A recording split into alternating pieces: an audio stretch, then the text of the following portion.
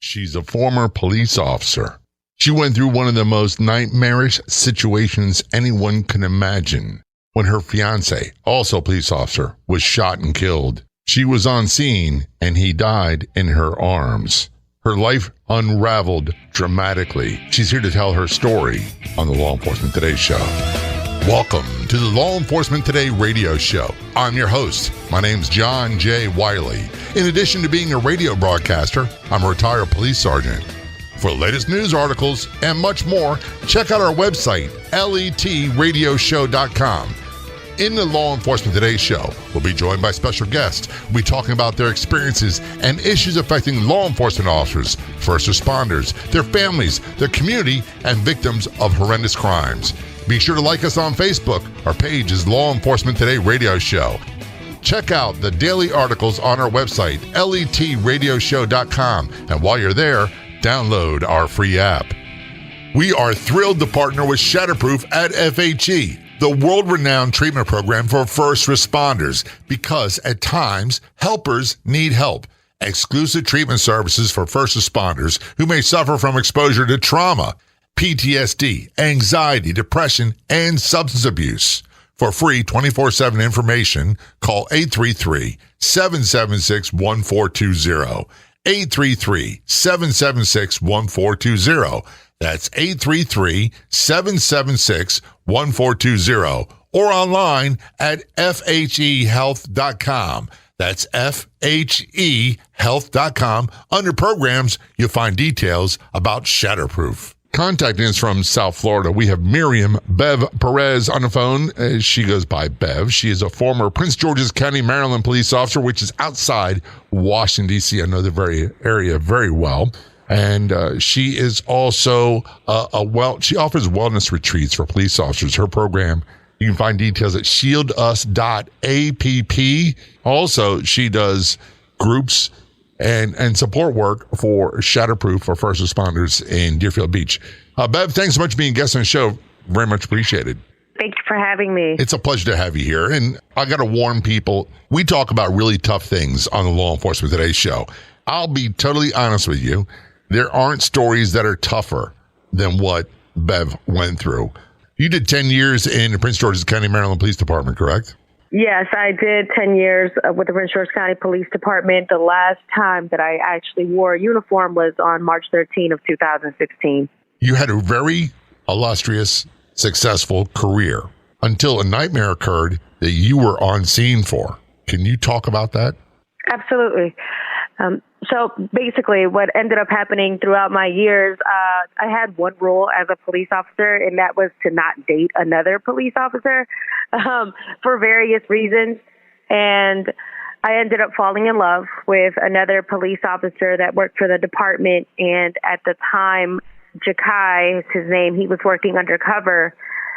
On March 13 of 2016, I was responding to an active shooter situation where 3 individuals, one of them decided he wanted suicide by cop, and he ends up going to our headquarters and starts firing at our headquarters. It's a really busy area. Also, our headquarters houses, our chief, command staff, detectives, and some civilians. So it's a really, really busy area. And the backdrop on the other side from headquarters is a shopping center and residential area. So as this person was shooting at headquarters, he was also shooting at cars that were driving by and just everyone. That's when I heard kind of the commotion going on over the radio. I was working patrol. I was working a special assignment that was at headquarters. So I was heading there anyway. However, at the time, Jacai, we had been together for 3 years at this point, and he was working undercover, and he was actually on his way to headquarters to drop off food for me. So, you can imagine the first thing on my mind was Jacai's there. He's sitting ducks, with the food while this active shooter situation is going on. So my immediate thought was, I'm driving priority to the scene, but I also need to let him know what's going on and get him out of the area. With the unmarked cars, like there's no dispatch, there's no radio, just doesn't know what's going on. So I give him a call, and I just remember having him on speakerphone as I'm driving priority to this call, and things are intensifying on scene. I can hear just chaos going on over the radio, and I'm trying to keep a calm tone and telling him, hey, babe, just get out the area. There's an active shooter. He's like, what's going on? And he's kind of trying to understand. He can hear the feedback of the radio. I have him on speakerphone in one hand while I'm driving priority with the other hand. And I remember as I'm making the turn onto Barlow Road, which is where our headquarters was located, I heard faintly like 13 shots. And I had to tell you, my heart sank. And I started to panic at that moment. I actually have the dash cam video of that day, and I'm like hitting the steering wheel, and I'm like, babe, because he's not responding anymore. And I just felt like something happened. For whatever reason, it was a rainy Sunday, but I had my windows down. And as I'm driving up, I turned my lights and sirens on, and I heard, I can hear Jacai screaming police. That's when I noticed that he was laying, and he had been shot. He was on the ground. Oh. I was trained, before you go further, I was trained to keep my windows at least halfway down, no matter what the weather was, you could hear. That's what it is, right? We're always trained that always, just in case that there's somebody screaming for help or something. That's just what we do. That's right. So you could hear gunshots in the distance. And number one, when we have these calls, and it's a priority call, well, you said that several times, there are serious, heavy-duty calls, and there are routine calls you get multiple times a day. One of the things that happened for me, Bev, is that my heart rate would start to go up. My adrenaline would start to go up on these serious, heavy-duty calls. And your mind is going through the checklist. A, number one, get there. Be safe. Number two, what am I going to do when I get there? How do I neutralize? How do I keep the place safe? What do I do for the crime scene? I don't want to mess this up. Then you throw into the mix, your fiance's there. Look, that's a lot to take on. It's a lot, and it's literally just like that. You're thinking about, I have to get there. I have to get there safe. Is the scene safe? Am I going to be safe? What am I going to do? And then I'm like, Jacai's there. Where is he? How do I get him out of there? Is he going to be okay? And he was a police officer, too. You said it. He was an undercover police officer, so he was no slouch. He knew what he was doing. He was a pro. Yeah. He had been on, I think at that time Jacai had been on 3-4 years. He was new. But he was. Oh, he no. was Wait a second. Guy. I understand breaking the rules that I'm not going to date another police officer. I get that 100%. I went through that too. Then you go for someone younger. Oh, yeah, he was younger. And I was a senior corporal on the squad when we were on the squad together when we started dating, but we didn't tell anybody. Right. So yeah, he was younger. It was a lot of red flags. I was like, but it was everything about him. I get it. Everything about him. Look, I'm not faulty. I'm just having fun with you. But one of the things I want to point out is we're protectors. If you don't come into this job as a protector, you learn that in your early days. And 10 years on a job, you definitely had that down. Yes, so it's not unusual for you to want to protect people on scene, and your thoughts immediately go to your fiance. How do I protect them? How do I make sure they're okay? Correct. Absolutely. It's the preservation of life, right? And if you're going to protect and serve anybody, it's going to be your loved ones. Absolutely. We're talking my with beloved. Yeah. Mirian Perez, former Prince George's County, Maryland police officer. Got so much more to talk about. Believe me, it gets really, really heavy from this point on. She is also offers wellness retreats for police officers. Her program, you can be found at shieldus.app, and she is also a group leader for Shatterproof for first responders in Deerfield Beach. This is the Law Enforcement Today show. Don't go anywhere. We'll be right back.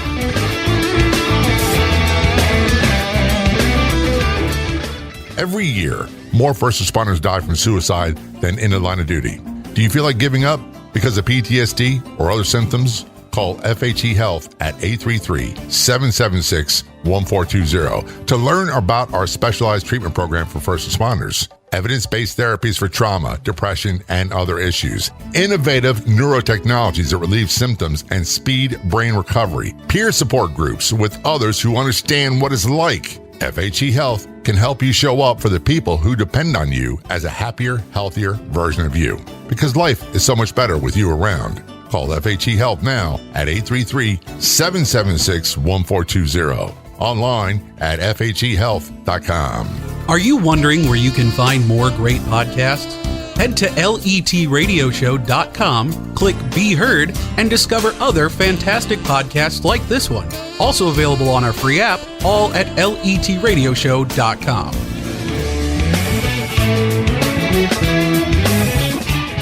It's the Law Enforcement Today Show, returning to a conversation with Miriam Bev Perez, a former Prince George's County, Maryland police officer.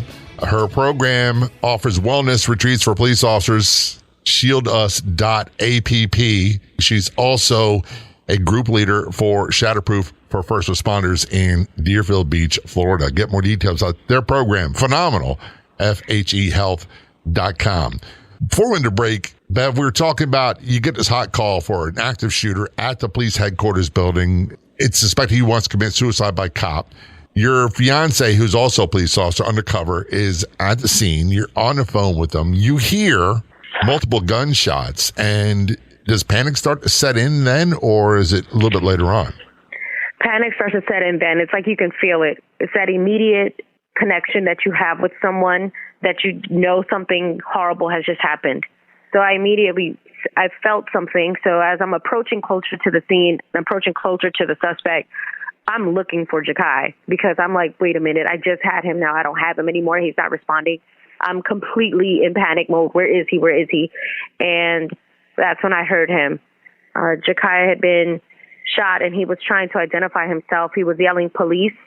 However, he was choking on his blood, so it was kind of like a struggle, the way he was trying to scream it, and I heard him. At that point, I did everything I was trained to do, right? I had a Crown Vic, so I backed my car up and put it in a 45-degree angle, kind of knowing that the hood of the Crown Vic houses all that metal, that it'll shield him. I duck walked around the side of my car. I shielded him with my body, and when I pointed my weapon out to see who was firing, all I saw was police officers. So at that moment, I holstered my weapon and I just held him. I mean, at that point, I knew. Yeah, there was nothing I could do. Two things. Number one, after a few years on the street, you develop, some people call it spidey sense in movies, but you develop this police sense and you can tell when things are really bad. Number one. Number two, and I hate to say this because he's a loved one, when it's a fatal wound with anybody, you can it's not a guarantee, but you can pretty much tell. Yeah. And you can pretty much tell. It's really hard to talk about because I'll be honest, I wrote an article for the Facebook page for the Law Enforcement Radio Show. It's called I Lied Many Times as a Cop. And it's not about court. It's not about testifying in court. It's not about nefarious reasons. It's, people who are dying, taking their last breath, and you're talking to them. And quite often the last thing that someone saw for the exit of this earth was the face of a Baltimore police officer, in my case, in your case, Prince George's County.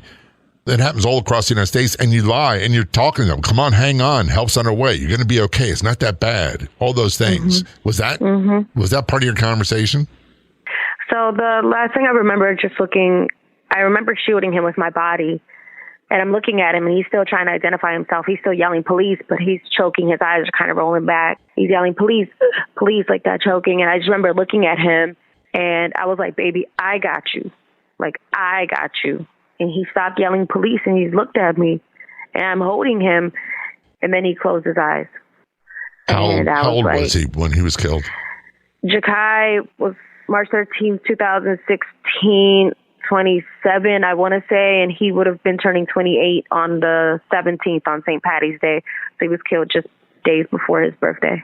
First of all, I'm sorry this happened to anybody. I'm sorry you went through this. I'm sorry it happened to Jacai. And I'm sorry that it happened to the countless people, on the streets that were not police. It impacts their family tremendously. And I would love to have the right words. This is the old cop in me. I want to be the fixer. I want to have the right words to say that I make things better. I don't have them.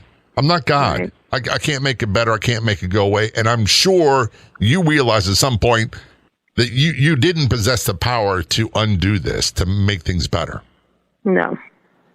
And what ended up happening, he got shot on the side of his body. And, as we know, bullets enter, they're looking for exits, and it bounced all around his body, giving him internal bleeding. However, I was determined to do something, and we put his body in my cruiser, in the back of my cruiser, and I drove him to what felt like the longest drive ever to the nearest hospital, Prince George's Hospital. And he didn't make it.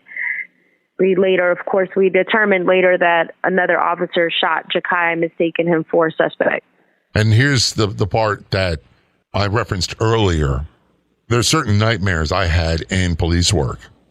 And without belaboring the point, one of them was the gun didn't work when you need it. And the second one was that it shot an innocent person and or one of your partners. And I don't want to belabor this point. I know that officer had no intention of harming someone else. And again, this is just that feeling I have, Bev, where it's like there's no winners in this case at all. No. Everybody loses. And I struggled with this for a long time. Of course, I struggled with it for a long time. However, I finally got to a place where, much like what you said, nothing in my heart tells me that this officer woke up saying, I'm going to go shoot and kill Jacai Colson. Nothing in my heart tells me that he did this purposefully or with malice. It's a horrible, horrible mistake. And I've forgiven him. However, this officer, from what I understand, he won't talk to me. I've actually tried to reach out to him to let him know that I forgive him. You tried to talk to him? I've tried, man. But I'll be honest with you, I don't know if I can have that conversation. If roles reverse and I was that guy, I don't know if I could have that conversation with you. I think deep down, there's part of me is too much of a coward. I'm afraid to say the wrong thing. That's really what it is. I'm afraid to say the wrong thing. And people tell me all the time, the worst has already happened. You can't make it worse. Right. So, he's in my thoughts. I'm saying he. They could be male, female. It doesn't matter. From what I understand, he's no longer with the department. And like I said, I tried to reach out to him through other means, like his relatives that I know that are like on social media. And I tried to talk to them and they're like, hey, he won't talk to anybody, So I always try to, put the message out there. If he listens to anything, whether it's this or whatever else I do, I always say, if he hears this, he can reach him out to me if he wants to have a conversation with Bev, and I volunteer to be the go-between. Thank you. There's had to be a point where, and we're going to talk about how dramatically this impacted your life in a few moments. I want to just do a brief overview. Bev was a uniformed police officer for many years in Prince George's County, Maryland, which is outside of Washington, D.C.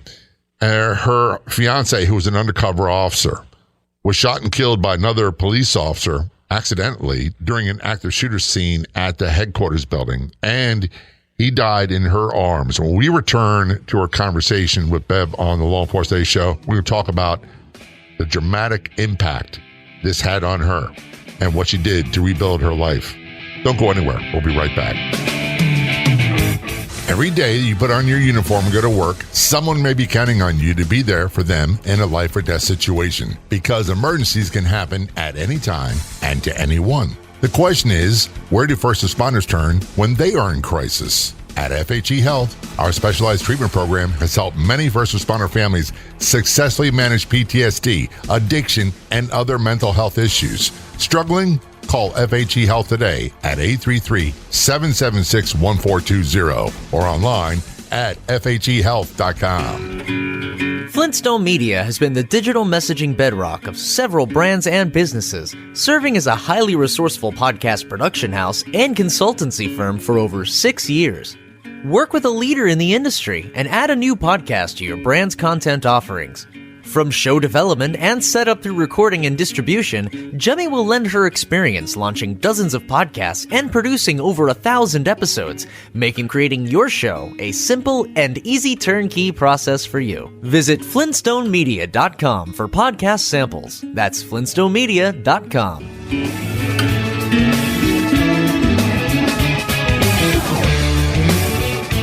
This is the Law Enforcement Today show. Returning a conversation with Miriam.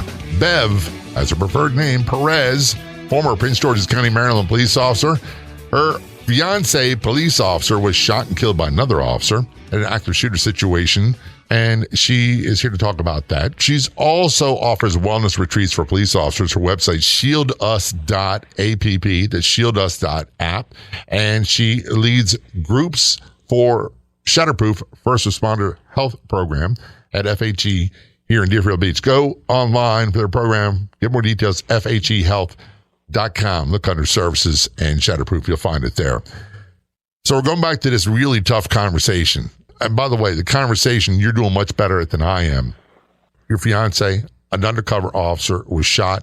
He took his dying breaths in your arms, and it was an accidental shooting. There's no way of prettying this up, so I'm not even going to try. And then you had the whole police funeral. For those who don't know about this is a serious, heavy-duty situation. Can you talk about that? Yes. I think the hardest thing to have to deal with is the survivor's guilt. As you sit there and you try to think about the preservation of life, protect and serve, that's what we do. And if there's anybody that I was going to protect and serve, it's my loved one. It's him. And I couldn't do it. And I lived with that. I don't know what anybody or about internal bleeding, but that's just not something, that you can really blame yourself for, or any situation like this for that matter. Logic doesn't enter into that. For me, it didn't. And there's nothing you can do about internal bleeding. There's a lot you can do about sucking chest wounds. There's other wounds you can do something about. Internal bleeding, you can't. And, it doesn't, just the way that it played out was the way that it had to play out. However, in your mind in that moment, for me, the thing I was thinking about was that I couldn't save him. And so I lived with that, and the guilt, the shame, everything that came along with that. September of 2016, I had my suicide attempt. And I don't know why I chose the Dominican Republic. However, I just went on a solo trip, and I knew that on my last day in the Dominican Republic, I was going to have my attempt. I sent my suicide note to a dear friend. She then reached out to relatives on Facebook, who then contacted the hotel to get security, to get police, and to send me back to America. And here I am. I just remember seeing my mother's face when I got back stateside, and I just said to her, like, Mom, are you mad at me? And she's had this look on her face, and she's like, I'm not mad at you. I'm just sad because I don't know how to help you. Right. And the look that she had on her face, I vowed to never be the reason why my mother looked like that.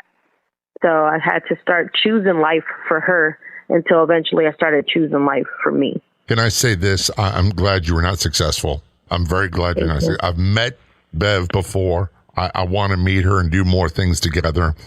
Of course, that's one thing to go from the death of Jacai to your suicide attempt. There's a lot of things that happen in between.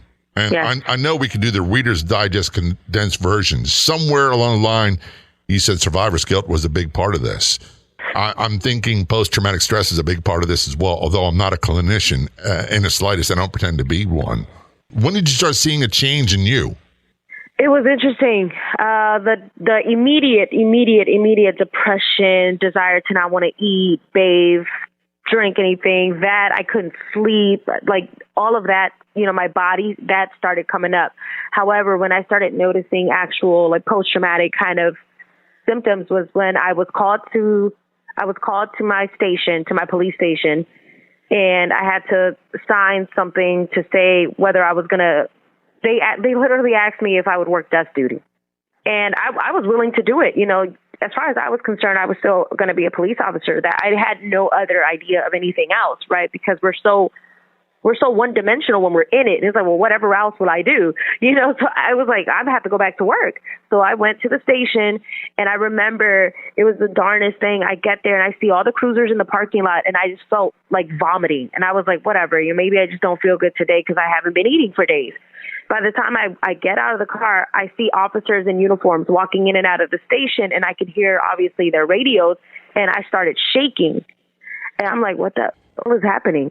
I get into the major's office, and I see him, and I'm in the building now. I'm in my station, which isn't the one where the incident happened. It's a different location, and I'm shaking. There was a form that he was asking me to sign, and my hands were literally shaking so much that I couldn't sign the form, and then I started to throw up, and they were like, you need to go home. You just need to go home. That's when I noticed that's PTSD. Even seeing cruisers, hearing dispatch, seeing uniforms, being at a police station made me literally sick. It took me right back to that scene. It took me right back to that place.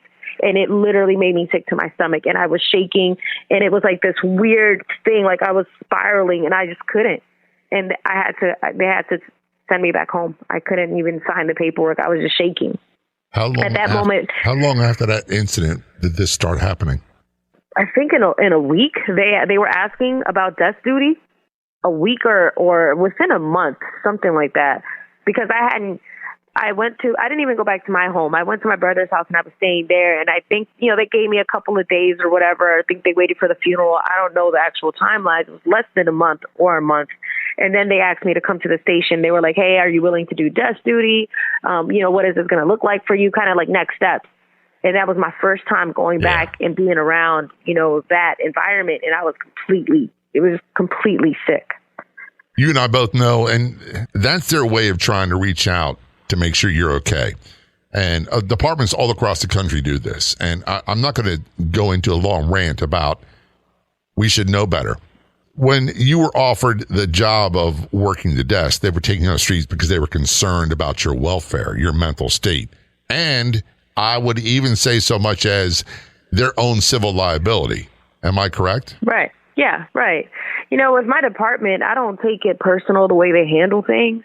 I just think it's a lack of education, a lack of compassion. That's the point. And they're checking off the boxes, man. That's they're checking off the boxes. That's what it is, right? They have a standard of image they got to upkeep. And so they're going to say, hey, I did what I had to do, right? I checked off the boxes. There's a big difference in my mind between command staff, which a lot of them are politicians, is all they are, and the political brass that rule counties, cities, whatever it might be. A lot of what they do is dictated by the bean counters, the accountants, and the politicians that run these jurisdictions. They're the ones who oversee the department. So you were clearly in the signs of distress for you were obvious. Yes. Did anybody from your agency reach out and say, hey, we got some help for you. We've got some resources to help you out? As part of the checkbox list, we do have a shrink that they had come see me. However, the approach wasn't well. I think they just did what they had to do, if you know what I mean. And as you know, we do have those doctors in our department, some of which we don't trust. We don't talk to them. And for good reason. It's kind of one of those things. It's like I'm not going to talk. I'm not going to talk to you. It's difficult. We're talking with Miriam Bev Perez, a former Prince George's County, Maryland police officer, about the incident where her fiance, also an undercover police officer, was shot and killed and died in her arms. Of all the radio stations in the United States, there's only one show like ours, the Law Enforcement Today radio show. And on Facebook, there's only one official page.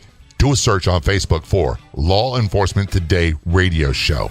That's Law Enforcement Today Radio Show on Facebook. When you get there, click like and follow. This is Law Enforcement Today Show. We're going to take a short break. We will be right back, so don't you go anywhere.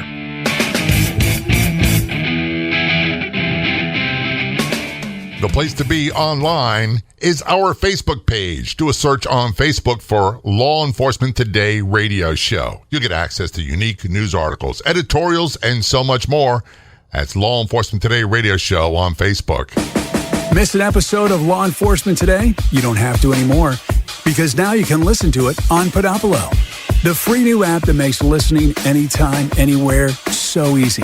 Catch up on shows you've missed and chat with John J. Wiley right there too. Download for free on the Apple or Google Play stores. That's Podopolo. And John J. Wiley wants to hear from you inside Podopolo.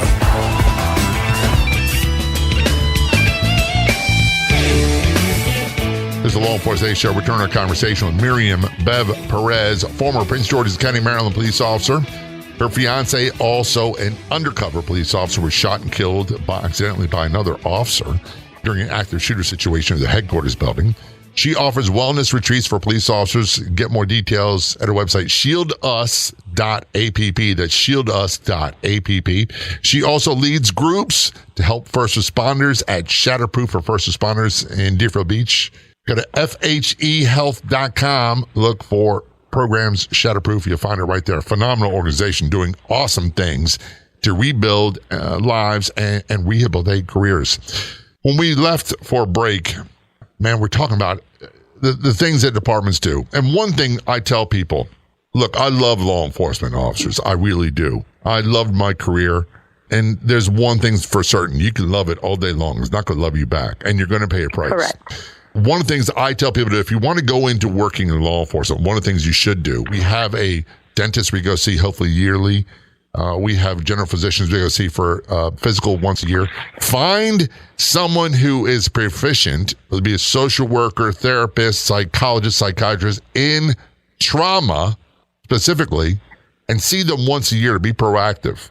Because quite often, I'm not going to go see or talk to the person the department sends me to. Correct. And the reason why is because their mission is to protect the department, not me. Correct. Yeah, and I'm not saying to be mean or vindictive. Understand what's happening. It is what it is. It is what it is. And I get why departments do that.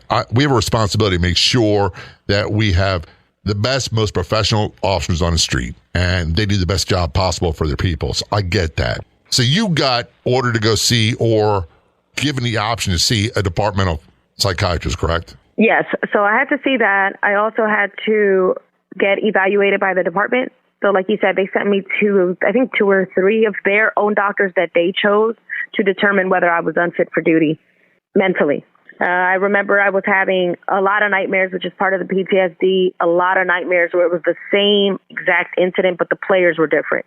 Like it was a different life that I couldn't save. Like at one point it was like a security guard at another shooting. It was just but it was like constant nightmares, and I would wake up fighting and punching walls, and it was, so all of this stuff, I ended up getting evaluated by 3 different doctors, or 2, I think, that were selected by the department, who determined that I was unfit for duty and that I could no longer do the job due to PTSD, severe depression, panic and anxiety attacks. They put me on all these prescribed meds, and the department then denied my medical pension. Yeah. So That's what I was going to ask. And this wasn't that long ago. This was in 2016. Yeah, we're not talking about the 1980s here. We're not talking about the 90s. So you were basically drummed out of the department. Yeah, basically, I got an attorney. However, you got to realize, as I'm trying to get an attorney and fight for this, I haven't even managed to grieve the loss of Jacai, and I also want to die. So it's like, I don't care, but I knew that I had to fight for it, because I knew, like, what am I going to do afterwards? And so the lawyer tried to fight until the point that he couldn't, and essentially I got terminated for that day. So you were fired? Basically. For nothing you did wrong? No. Not for cause, not because you were, scumbag police, none of that stuff. This is unavoidable. It was not your fault, and you were fired and then shown the door. Yes, and then to add insult to injury, they had a Valor Award ceremony for all the officers that acted in Valor that day, and I was not mentioned. I was not invited. I was not, nothing at all. Zero. Don't even get me started. Don't even get me started on command staff. The whole thing. And at the time, I was living with just hating myself, so I was like, that's what I get, because I couldn't save him. Why would they honor me? I'm the one that let him die. That's the way my mind was thinking at the time. However, where I'm at now, that's wrong. But between then and leaving the department and now, and we'll get to what you're doing now in a few moments, you had a train wreck of a life. Yes. I mean, I hate to put it that way. That's really, if you want to imagine a dumpster fire out of control, that was Bev's life. Yeah, pretty much. Yeah, I ended up leaving Maryland. I got upset with the entire state, so I left Maryland. Then I got upset with the whole country. I left, and I stayed in El Salvador, where I picked up surfing, and that being in the water, that connection with water saved my life. I came back to Maryland. However, I did not want to be in Maryland, so I drove to Florida 16 hours on my own by myself. I have no family, friends, no work, nothing lined up down there. Down here is where I'm at now still, and I figured it out. Spend some days not having anything to eat, not having anywhere to sleep, not having any work, and just kind of figuring it out. And I had an option. I could choose one path or I can choose another path. And knowing what me and Jacai went through, he's a hero, I'm a hero, and I couldn't let us down. So I started doing the work, and, the universe is crazy, or God, whatever you believe in, how it aligns you, but it aligned me in such a way where I ended up doing a training with the Center for Mind Body Medicine, and they do a lot of meditation, mindfulness, guided imagery, and all of those things combined with the water, swimming, surfing, sailing. It literally saved my life. And it wasn't the pills that I was taking. It wasn't the medicinal marijuana that I tried to get. None of that stuff. I didn't have to put anything in my body to find a place of peace and healing. And at that moment, I realized, I think I just figured out the key to this life. And I need to give this back. Yeah. I need to pay it forward. First of all, there's many similarities in your story and mine. You know, I was in Baltimore, about an hour and a half north of where Bev was working. Right. And I got hurt and retired, and I was shattered when I was done. And I stayed in Maryland for a couple more years and then left and went to Florida. And, you know, it's like I can't put enough distance between me and where these things happen. And when I went to visit Ireland for the first time, that's one of the few places in the world where I totally relaxed, mentally, physically. And I began to realize, and this is many years later, I mean, we're talking almost 30 years later, I began to realize the solution to a lot of my problems, and I was doing much better, was my state of mind. That's it. State of mind. It has to be a shift of mindset. But that shift, figuring that out, that's the hard part. Look, a lot of brothers and sisters don't get there. Man, they don't even want to, we don't even want to accept that we have a problem, right? Because it's like, you're the reason why I do this, or you're the reason. No, we got to take ownership. And we have to also accept that we need help. There's so much I want to do with Bev. And I met Bev at Shatterproof for first responders in Deerfield Beach. And we got to have you on the show. Before we talk about what they do, what you do there, let's talk about shieldus.app. Sure. So what ended up happening is, going through what I was going through, I noticed that there was a gap in services. I did have suicidal ideations after my attempt. And I said, no, Bev, you've done the work. You know how to do this. So I started to kind of Google, well, I also understand that the science, like you said, right, maybe getting a therapist, that's important. Like, I have to do the work too. I started to Google even just grief groups, and I couldn't find anything related to first responders. At that moment, I decided I need to create something, and I decided what better than to do a retreat where I would offer these holistic practices and services to first responders at a retreat away from their normal area, no cell phones, and you're just in it, like really in it, emotional breakdown, vulnerable, no judgment zone, and leave that stuff out there and lay it out there with some tools and takeaways. So I started to, my wheels started spinning, and I just created it. On top of that, I started thinking about peer support trainings and how my peer support team maybe could have handled some things differently. So I started to think. You're much more politically correct than I am. I'm trying to be, man. I'm trying really to be good at this. I'm really trying to be. We are very much. Everybody's trying. Yeah, we're very much a work in progress. And before we wrap up, because we're running out of time, I want to say two things. Number one, thank you for your service. I forgot to say that earlier. You are a hero, and there's no doubt about it. Your heroic work continues with shieldus.app, and also leading groups at Shatterproof, where you help save lives. And people didn't understand that. They're coming in with substance abuse and mental health, so I facilitate groups with them, and it's a very beautiful thing. Yeah. Get more details about Shatterproof at fhealth.com. Look at the programs, look for Shatterproof. First responders helping first responders.